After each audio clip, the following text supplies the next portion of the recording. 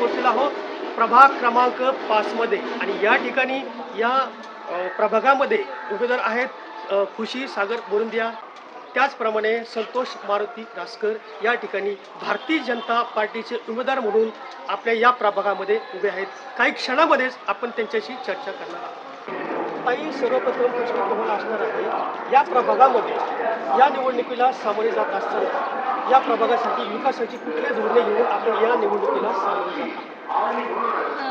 मागच्या पंचवार्षिकच्या निवडणुकीमध्ये माझे वडील श्री सागर संपतलाल बोरुंदिया हे उपनगराध्यक्ष होते. तर त्यांच्या माध्यमातून या प्रभागात बरीच सारे कामं झाली आहेत, जसे बरेच रस्त्यांची कामे चांगली झाली आहेत. माध्यमातून मी पण समाजसेवेच्या पुढे जाण्याचा प्रयत्न करत आहे. तर तुम्ही सगळ्यांनी साथ द्यावी, मी पण प्रभागाची कामं अजून चांगल्या ह्याने पार पाडेल.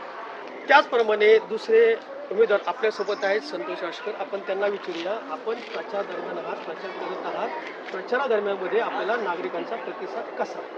आम्हाला नागरिकांचा प्रतिसाद आमच्या साईडने दिसत आहे.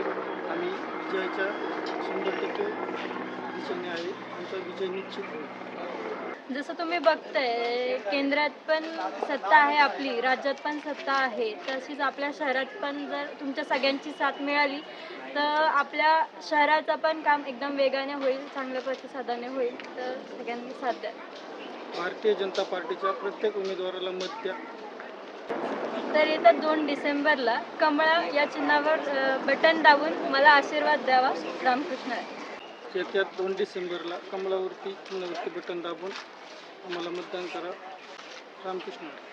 आपण पाहू शकता या ठिकाणी की हा प्रचार अंतिम टप्प्यात आलेला आहे आणि 2 डिसेंबरला मतदान आहे.